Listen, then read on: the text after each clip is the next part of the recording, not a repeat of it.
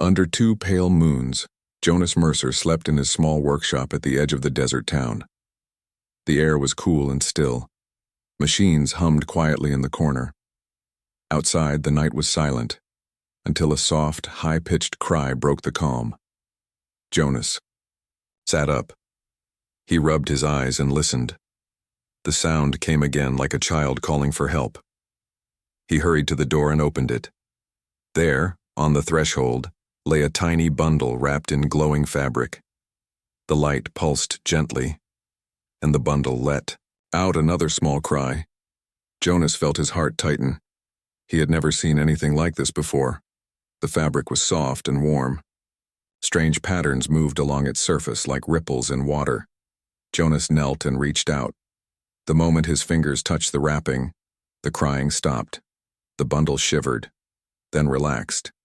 Carefully, he untied the cloth and unfolded it. Nestled inside was a small creature no larger than a human baby. Its skin shimmered faintly under the moonlight. Two wide eyes looked up at him with fear and wonder. Tiny hands reached out, trembling. He lifted the baby into his arms. It felt light and fragile. The creature made a soft cooing noise, as if it trusted him already. Jonas pressed it gently against his chest. He felt a faint warmth spreading through his coat. For a moment, all the machines and tools in the room seemed very far away. Jonas carried the baby inside and set it on his work table. He fetched a clean cloth and wrapped it in simple folds.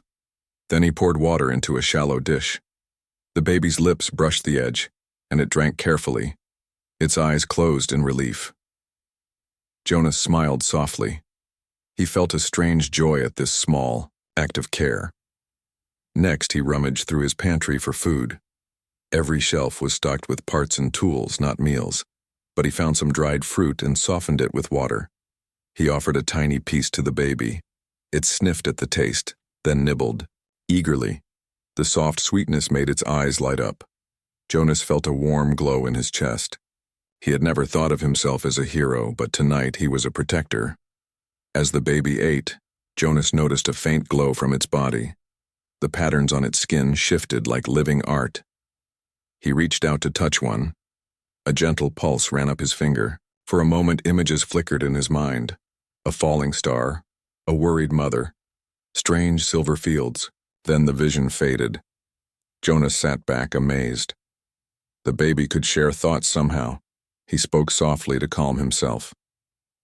"You are safe here," he said. "I will help you." The baby made a soft sound in return, as if it understood. Jonas felt hope blossom inside him. He knew he had work to do. Somewhere out there, the baby's mother searched. He would need to help them both find each other. Jonas cleared a bench and placed soft cloth in a wooden box. He stacked cushions made from old fabric. This crude cradle might serve for the night. The baby curled up and closed its eyes. Jonas watched it sleep, the glow dimming to a steady pulse. The soft light filled the room with warmth. Outside, the first light of dawn crept across the desert. Dust motes danced in the narrow beams through the workshop window. Jonas felt the weight of the morning. He still did not know where the baby came from or what danger might follow, but he had a plan. He would care for this child until he could find its family. He sat by the cradle and waited. Every so often the baby stirred, opening its bright eyes to look at him. Each time Jonas smiled and waved a gentle hand. The simple bond grew stronger. He knew the day ahead would bring questions and perhaps worry from the townspeople, but he was ready to face them. Jonas Mercer, lone mechanic, had accepted the most important job of his life. He would keep this helpless little life safe. He would learn its secrets, and he would not let it go.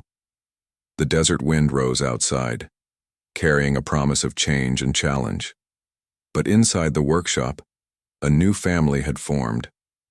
One small, glowing heartbeat at a time. By first light, word of the strange child had spread through the dusty streets of Sandhaven. Jonas Mercer stood at his workshop door, cradling the glowing infant now named Ori, in a soft blanket. He gazed out at the small settlement gathering nearby. Faces peered around corners and down alleyways, full of curiosity and concern. Old Marta, who ran the general store, was the first to speak. She stepped forward on cautious feet. "Jonas, what is that creature?" she asked, wrinkled brow drawn in worry. Her voice trembled slightly, but her eyes shone with wonder. Jonas met her gaze calmly. "It needs our help," he said simply. "It is alone and hungry. I found it at my door." He held Ori out a little so Marta could see the tiny luminescent arms and wide eyes. The baby cooed, and the patterns on its skin pulsed in soft blues and greens. Marta reached out a trembling hand. "It's beautiful," she whispered. "But what if it is dangerous?" Jonas offered a gentle smile. "I will watch over it. I promise no harm will come to any of us." A crowd had formed now. Merchants set aside their wares. Children peered from behind their mothers' skirts. Even the town marshal, a tall woman named Reyes, approached with a stern look. She crossed her arms. "Jonas Mercer," she said, her voice firm but kind. "You know the consortium laws. Any alien life must be reported. The patrol ships could arrive at any moment." Her dark eyes flicked toward the sky. Jonas nodded. He had expected her words. "I know the rules, Marshal, but Ori is helpless.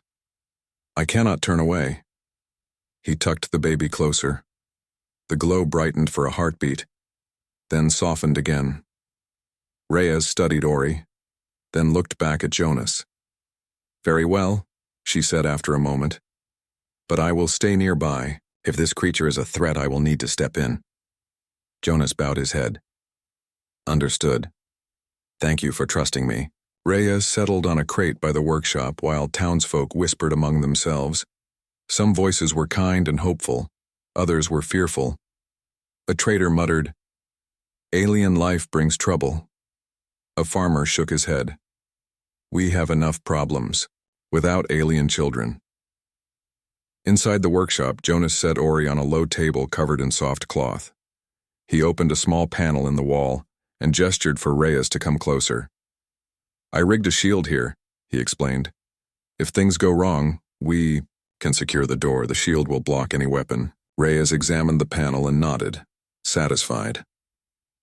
Jonas turned back to Ori, who lay on its back, gazing overhead at the rusted tools hanging on the wall.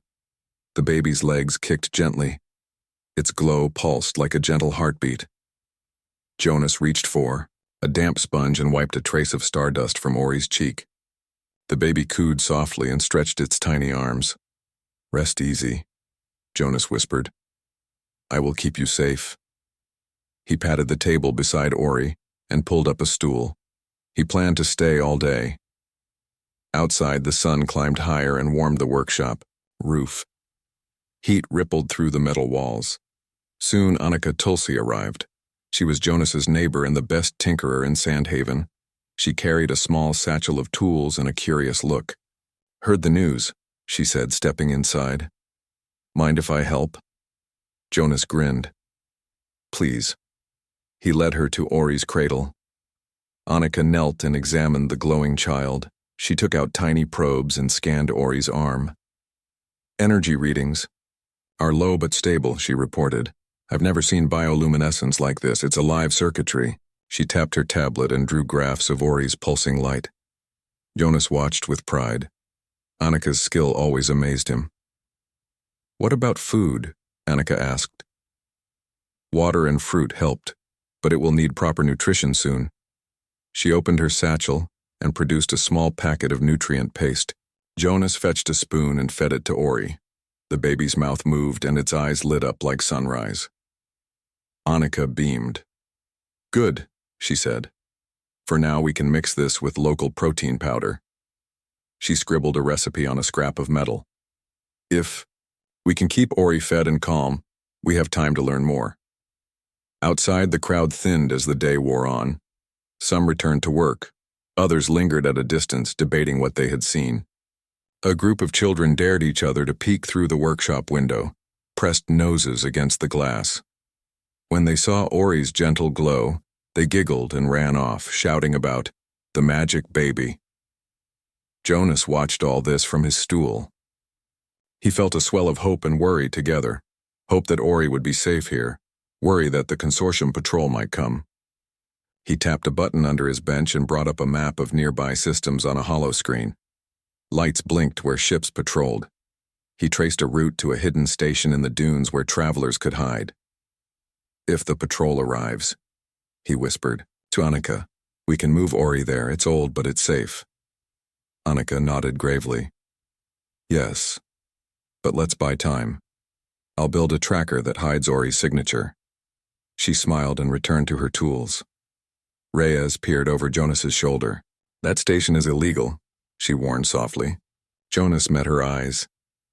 I know, but for this child, I must break rules. Reyes sighed, then placed a hand on his shoulder. Then we'll do it together. As dusk fell, the workshop glowed from within. Inside, Jonas sat beside Ori. He sang, a soft human lullaby he had learned as a boy. The baby's glow pulsed in time with the melody. Outside, Sandhaven settled for the night, its people divided but watching. And inside, a lone mechanic stood watch over an alien child, determined to protect a new life with every beat of his own heart. Jonas Mercer leaned back in his stool, watching Ori's soft glow pulse like the beat of a distant star. The workshop. Lights were dimmed now, save for the baby's gentle radiance. Annika Tulsi stood beside him, adjusting her makeshift scanner. Between them, Ori lay on a cloth-lined table, eyes half closed in contentment. Jonas cleared his throat and spoke quietly. You're safe here, he said, brushing a lock of hair from his brow. We will help you find your family. Ori's glow brightened for a moment, as though it understood. Jonas felt a gentle warmth spread through his chest. In that instant, he knew Ori could share more than simple images. It could share feelings. Annika tapped her tablet. I think Ori is trying to connect, she whispered. Watch the readings. She pointed to a line on the screen that rose and fell in time with Ori's pulses. With each rise, Jonas felt a small vibration in his fingertips as he touched the table's metal edge. He closed his eyes and focused on the rhythm of the glow. Images flickered in his mind.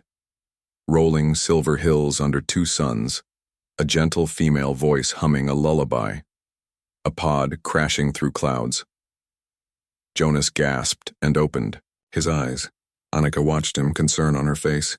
What did you see? She asked softly. A planet, Jonas said. I think it was Ori's home, and a mother calling for her baby. He pointed at the holomap on the wall. Look, there, beyond the outer rim. That could be the world we saw. Annika studied the map. Coordinates match your vision, she said. If we can reach that system, maybe we can find Ori's mother. Jonas nodded, determination shining in his eyes. Then we must prepare. As they spoke, Ori stirred. Its tiny hand reached toward Jonas. He lifted it gently and held it close to his chest. A spark of light passed between them, filling the workshop with warmth. In that moment, all fear and doubt fell away. Jonas knew their bond was real and strong. The next morning, the desert sun crept through the dusty windows. Annika had worked through the night to improve the scanner and to rig a small communicator. Jonas paced the workshop floor, checking tools and supplies. He packed nutrient paste, water filters, and extra power cells. Outside, Marshal Reyes paced too, leaning against the doorframe with thoughtful eyes. Are you ready for this? She asked Jonas, arms crossed. He stopped and looked at her. I have to do this, he said simply. Ori needs his mother. And I... He paused, searching for words. I need to know that I did all I could. Reyes nodded. I will ride with you, she offered. If the consortium comes after you, I will stand by your side. Jonas felt a surge of gratitude. Here was a marshal sworn to uphold the law, yet she chose to protect an alien child and his human friend. He bowed his head. Thank you, he said. By mid-morning, they were ready. Annika guided them to Jonas's old freighter hidden in the dunes. The rusted hull groaned as she opened the cargo bay. Inside, A narrow cabin held enough room for 3 and a small cradle for Ori. Jonas lifted Ori gently, settling him into the cushion-lined seat. The baby reached out, clutching Jonas's finger with surprising strength. "Easy there," Jonas said with a smile. "We have a long journey." The engines fired with a low rumble, dust swirling around the landing struts. Anika and Reyes climbed aboard and fastened their seatbelts. Jonas took the pilot's chair, his hand steady on the controls. As they lifted off, Sandhaven shrank beneath them. The settlement's pale buildings stood out against the red sands. Jonas felt a pang of sadness to leave his home. But he turned back to Ori, who watched him with wide, trusting eyes. All fear melted away. "Hold on tight," Jonas said as they cleared the dunes and soared into the sky. The freighter's engines hummed, carrying them toward the edge of known space. He tapped a sequence on the console and activated the improved scanner. A grid of coordinates filled the holoscreen. Among them, one point glowed, the distant world of Lyra 7, home of Ori's species. "Lyra 7, Jonas whispered, leaning forward. "Just a few more jumps." The path ahead was long and filled with dangers. Asteroid fields, patrol ships, and uncharted space. But with Annika's skill, Reyes's courage, and Ori's silent guidance, Jonas felt ready. The bond they shared would guide them through the stars. In the cockpit, the gentle glow of Ori lit the controls in soft hues of blue and green. Jonas pressed his hand to the cradle and felt a surge of warmth. "We will get you home," he promised.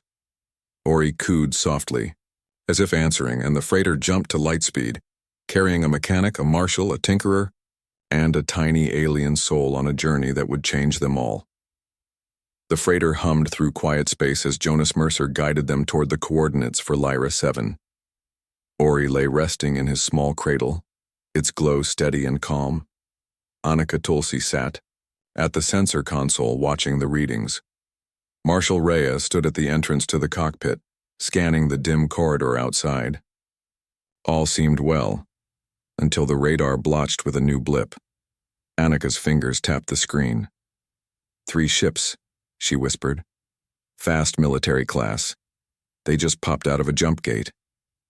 Jonas felt his heart tighten. Consortium patrol. Ships, Reyes said, her voice firm. They must have picked up our signature when we passed through the sector. The freighter's shields were old and weak. If the ships fired on them, they might not hold. Jonas swallowed. He knew he had 2 choices, run or hide. He glanced at Ori, asleep in the cradle. The baby's soft breathing was a promise and a plea all at once. He drew a steadying breath. "We cannot outrun them. We'll have to talk first." He flipped a switch and brought up the external comm channel. A stern voice answered right away. "This is Commissioner Halvor of the consortium. Identify your vessel and cargo." The voice was cold and formal. Jonas straightened in his seat. "This is the freighter Ardent Star, under private charter. We carry an orphan and caregivers on a family mission." Commissioner Halvor's reply crackled through the speakers. "You are off book and in restricted space. You must surrender the alien child for status review. Prepare to be boarded." A chill crept down Jonas's spine. He exchanged a glance with Reyes and Annika. Reyes spoke low. "Jonas, they'll break down shields if we refuse." He nodded. "Then we must stall and protect Ori." Switching to the visual channel, he opened the hatch to a small viewing port. 2 sleek boarding pods glided toward the Ardent Star, their lights cutting through the darkness of space. Jonas spoke again. "Commissioner Halvor, we understand your orders, but the child is too young and too fragile for standard review. He has a bond with me. He would suffer." Halvor's voice hesitated, just a fraction. "Procedure is procedure. We have standing orders." Marcos's gaze flicked to Reyes. She held his stare through the comm screen. "Commissioner," she said, "I am the acting marshal on this vessel. Under broken circuits of Treaty 32A, I have authority to ensure the welfare of minors aboard civilian ships." Halvor paused. "Marshal Reyes, your credentials are noted. However, I must insist on immediate handover. While they negotiated, Annika leaned toward Jonas. I can reroute power to the shields. It will buy us a little time, but not long. Jonas nodded. He turned back to the comm panel. Commissioner, we propose a compromise. Allow us to transport the child to Lyra 7, his homeworld. If you wish to escort us, you may. Once there, you may conduct your review under your laws. Halvor's response came slow and measured. Lyra 7 is under quarantine for recent solar flares. No landings without special clearance. That clearance will not be granted. Jonas felt panic rise. He swallowed hard. Then we cannot comply. The comm line went dead. Alarm lights flickered on the console as the boarding pods latched onto the freighter's hull. Reeves grabbed her blaster from a side rack. They're coming in, she said, loading a power cell. Jonas swallowed. He looked at Ori's cradle. We have no choice, he whispered. He pressed a hidden button under his console. With a soft click, the freighter's secret hatch opened below the cargo hold. Annika handed him a small communicator. Use this channel when you reach the station. I will guide you. Jonas bent to Ori's cradle. He scooped the baby into his arms. The glow pulsed bright, casting dancing blue shadows against the console. He pressed Ori close. I will protect you, he murmured. Annika opened the hatch and pulled Jonas toward the hold.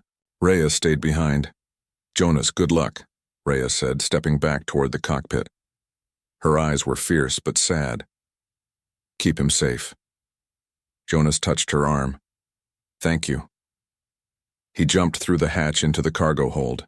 Annika followed, sealing it behind them just as the boarding breach cut through the outer door. In the hold, the airlock led to a hidden escape pod, small but fast. Annika started the sequence. Pod activating in 3, 2. Outside, hull plating groaned as consortium officers forced open the cockpit door. Inside the freighter, alarms blared. Annika monitored the readings. Shields down to 20%. They'll cut power soon. Jonas fastened Ori into the pod seat. The baby nestled against him, comforted by his heartbeat. He whispered, Hold. On, little one. Annika hit the launch button. The pod jolted free of the freighter, rockets flaring as they burned a path away from the main ship. Through the small viewport, Jonas saw the ardent star rocked by explosions as boarding teams broke in. His chest clenched, but he held Ori tighter. Thrusters firing, Annika reported. We're clear of the battle zone. Jonas exhaled. He blinked back fear. Set course for the hidden station in the dunes. Annika tapped coordinates. The pod arced away from the firefight. Outside, the glow of Ori lit the tiny cabin in gentle colors. Jonas stared at Ori's face. The baby opened its large eyes and cooed softly. The glow strengthened as if soothing Jonas's racing heart. He kissed the baby's forehead. It's okay, he said. We're safe now. The pod's engines rumbled as they sped toward the desert planet's hidden refuge. Behind them, in open space, the ardent star faded into the firing light of consortium weapons. But ahead, in the dunes, waited a chance at freedom, and the hope of finding Ori's mother. And Jonas, once a simple mechanic, now carried a shining new purpose in his arms, to keep an alien child safe from the shadows at the gate. Jonas Mercer pressed his shoulder against the pod bulkhead as the small cabin shuddered under the thrusters. Roar. Outside, the desert planet's horizon curved away, its golden sands stretching until they met the blackness of space. Ori, nestled in Jonas's arms, glowed softly, its warm blue light a gentle reminder of why they risked everything. Beside Jonas, Annika Tulsi worked the navigation console, her brow furrowed in concentration. We're clear of the battle zone, Annika said, her voice steady despite the tremors. Course set for the hidden station. We should arrive within the hour. Jonas nodded, keeping his eyes on the tiny alien child. Ori blinked up at him, its wide eyes full of trust. Each soft coo from the baby eased a knot of fear in Jonas's chest. Good, he whispered. Let's keep it that way. The pod's engines settled into a steady hum, and the cabin grew quiet, except for the soft hiss of life support. Jonas studied the viewport. Stars drifted by, and far behind them the smoking wreckage of the ardent star faded into darkness. He swallowed hard, guilt and relief mingling in his throat. The freighter and its brave crew, Marshal Reyes among them, had paid a heavy price so that he and Ori might live. He pressed a hand to the cradle where Ori rested and vowed silently, "I will repay that debt." Annika glanced up from her readings. "I'm picking up a belt of asteroids just ahead. If we thread through it, we can mask our signature. Consortium scanners won't lock on." She tapped a sequence. "But it's tight. Any mistake and we could lose control." Jonas squared his shoulders. "Do it. Anything to keep Ori safe." As the pod approached the asteroid field, pebbles and rocks drifted in slow arcs against the star-strewn void. Annika guided the craft between tumbling stones that ranged from the size of grapefruits to small cars. Each grapefruit-sized rock whizzed past with a distant thunk and a flash of reflected starlight. Jonas gripped Ori more tightly, though the child remained calm in his arms, comforted by Jonas's heartbeat. A larger rock, a dark, jagged boulder, loomed ahead. Annika's fingers flew over the controls. "Brace yourself," she warned. The pod banked sharply and the cabin groaned as the rock slid past with inches to spare. Jonas's knees buckled, but he held on, pressing Ori against his chest. The baby's glow brightened in alarm and a pulse of energy rippled through the pod's hull. For a moment the cabin shivered, then settled. "That was close," Jonas said, voice tight. He looked at Ori's face. The baby blinked, then nestled into Jonas's coat as though reassuring him. The glow slowed to a gentle rhythm again. Jonas exhaled. "We will not let anything hurt you." Through the asteroid field, Consortium scout ships flickered on the pod's sensors, their pulses lost among the rocks. Annika smiled grimly. "See? You're right. They can't lock on." She tapped to adjust their course. "Just a few more minutes." Jonas nodded, leaning back in his seat. He closed his eyes and felt the hum of the pod, the steady thrum of the engines, and the soft glow against his chest. In that moment, hope felt possible. Outside, tiny lights darted among the asteroids, automated mining drones left dormant, but none reacted to their passage. The far side of the belt opened into clear space. Annika guided them through the final gap, and suddenly the stars filled the viewport with uninterrupted depth. The hidden station hove into view, a squat cluster of metal modules buried half in dunes, its antennas bent at odd angles. A welcome sight. "Station ahead," Annika announced. "Estimated arrival in 3 minutes." Jonas's heart leapt. He adjusted Ori so the child could see the station. Ori's eyes widened at the sight of the buried structure, and its glow brightened in excitement. Jonas laughed softly. "Almost home, little one." As they approached, the station's docking beacon flickered to life, guiding them to a low, sand-covered ramp. Jonas controlled the pod's descent, settling onto the padded platform with only a gentle tremor. The hatch hissed open, and Annika led Jonas and Ori into the cool shadows of the station's entrance module. After the harsh glare of space, the dim light inside felt like a sanctuary. A lone figure stepped from the shadows. A tall woman draped in loose, desert-worn robes. Her hair was streaked with gray, and her eyes held both strength and kindness. In her arms, a faded hollow emitter glowed. She hurried forward and knelt before Ori. "My child," she whispered, voice trembling. Ori's glow pulsed brightly. The baby cooed and reached out a tiny hand. "Lyra," Jonas said quietly, bowing his head. "I'm Jonas. I brought him to you." The woman looked up, tears shining in her eyes. She rose and embraced Ori, then stood and turned to Jonas. "You saved him," she said softly. "I can never thank you enough." Jonas shook his head. "No," he replied. "Thank you. You gave me purpose." Lyra's tears fell on Ori's glowing crown. The child's light danced in response, casting shifting patterns on the metal walls. Annika stepped forward, placing a supportive hand on Jonas's shoulder. "He's safe now," she said, smile warm. Outside, the sand whispered in the wind. Inside, a new family reunited, an alien mother and her child, and the human who cared enough to brave the void. Jonas watched Lyra cradle Ori, then felt a gentle tap on his arm. He looked down to see the baby's hand resting against his. In that silent touch, Jonas understood that though the flight had been into the unknown, it had led him exactly where he was meant to be. The hidden stations sandblasted. Walls shook as distant weapons fire echoed overhead. Jonas Mercer stood in the low-lit control room, hand resting protectively on Ori's cradle. The baby's glow pulsed with each blast, the light flickering like a heartbeat in distress. Outside, through the narrow viewport, he could see the consortium, flagship descending amid a burst of tracer fire. The great ship's hull gleamed like a falling star, its lines cold and unyielding. Against it, a ragged fleet of civilian vessels, rebels, traitors, and refugees, rushed in to defend the station. Jonas felt the heat of incoming charges and heard the distant roar of engines in combat. Annika Tulsi worked furiously at the power console.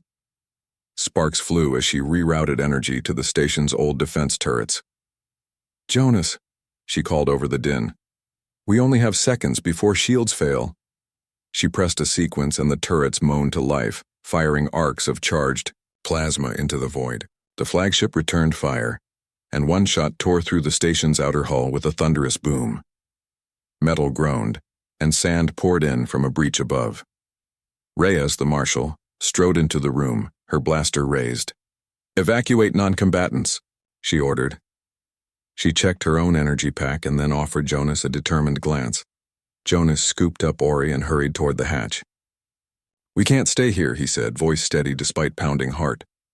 Sand filled the narrow corridor and red dust settled on Ori's glowing skin. Jonas held the baby close and the glow flared bright, as though sensing danger. The civilian fleet, a mix of repurposed cargo ships and small freighters, had formed a loose ring around the station. Among them, Jonas recognized his own old friends, farmers in trade ships, miners in haul vessels, even a healer's transport. All had come at his signal earlier, when he sent an emergency code. Now they fought bravely, despite their lack of military training. In the main bay, turrets mounted on sites made from old scaffolding opened fire.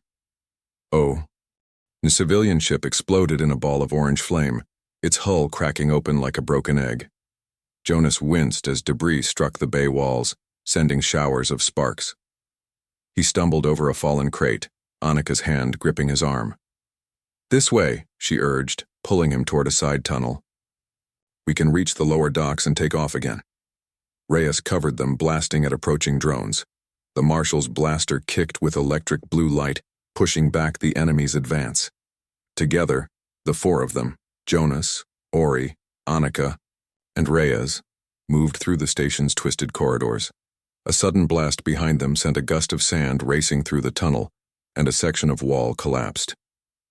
Jonas shielded Ori with his own body as stones fell around them. Annika glanced back, eyes wide, but pressed on. "Just a little further," she panted.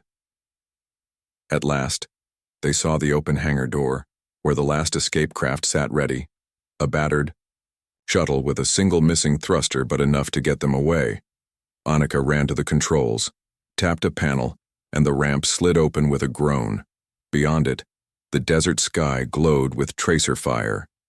The flagship's weapons had held the station, balconies in a deadly crossfire. Jonas set Ori in a cradle at the shuttle's rear. The baby's glow pulsed rhythmically, as if lending them strength. Reyes stood guard at the entrance, blaster at the ready. Annika activated the launch sequence. Alarms blared, warning lights flashing in red and amber. The shuttle's engines, engaged, raking the floor with vibration. Jonas gripped the cradle and stepped back. He turned to look at the station one last time. Its walls were cracked, and flames flickered from breaches, but its lights still shone defiantly against the dark. A wave of pride and sorrow washed over him. "Lift off," Reyes shouted. The shuttle rose with a roar, kicking up plumes of sand and debris. In its ascent, the hangar door closed behind them, cutting off the firefight. The shuttle broke through the swirling storm of battle, joining the ragged civilian fleet as they formed a tight escort. The flagship's weapons turned toward them, long beams of energy lancing the air. But the combined fleet, united in purpose, put up a fierce barrage. Each civilian ship fired in support of the shuttle, buying it time to escape. Inside the shuttle, Jonas held Ori close as they soared above the dunes. The baby's glow filled the cabin with shifting blues and greens, warm, alive, unbroken. Annika worked the shields, reinforcing them with diverted power.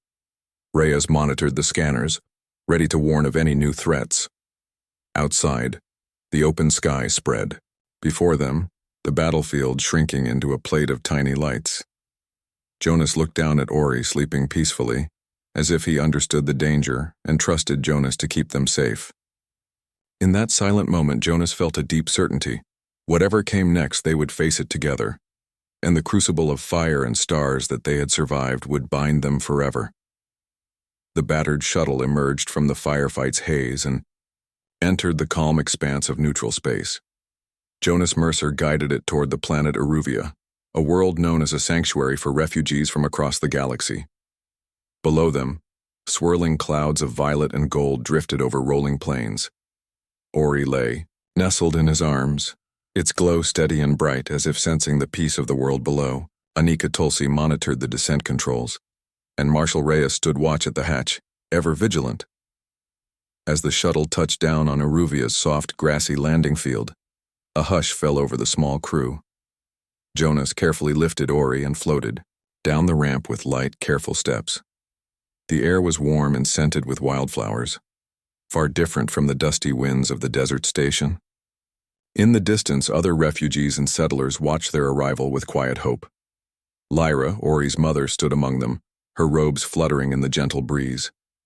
Lyra's heart clenched when she saw her baby, glowing in Jonas's arms. Tears blurred her vision as she hurried forward.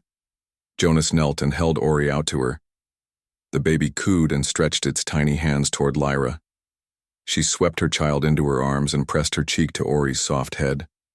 The glow pulsed like a quiet song, and Lyra whispered words of joy in her own alien tongue. Jonas and the others stood back, giving the reunion space and silence. When Lyra finally looked up, her eyes were bright with gratitude. "You have given me back my heart," she said to Jonas in broken trade common. Her voice trembled with relief. Jonas smiled and shook his head. "No," he replied softly. "You have given me a gift. I found my own heart when I met Ori." Annika and Reyes exchanged a glance, their own eyes wet with unshed tears. A small crowd had gathered to welcome them, including settlers from Sandhaven and refugees who remembered the freighter that had flown through the storm of battle. A settlement leader stepped forward with a translator device. "By the authority of Eruvia's council," she announced, "we honor the courage shown by Jonas Mercer and his allies. Let this act of kindness and bravery stand as an example of what our world, and perhaps the galaxy, can become." "Cheers," rang out, gentle but sincere, as Jonas and his companion stepped forward. In the days that followed, Lyra and Ori settled into a modest home in the New Dawn Quarter, a neighborhood built for those starting over. The walls glowed softly with bioluminescent panels, a gift from Lyra's people to blend their technology with human design. Jonas visited often, bringing tools and parts to help build a better cradle and small toys that Ori could grip.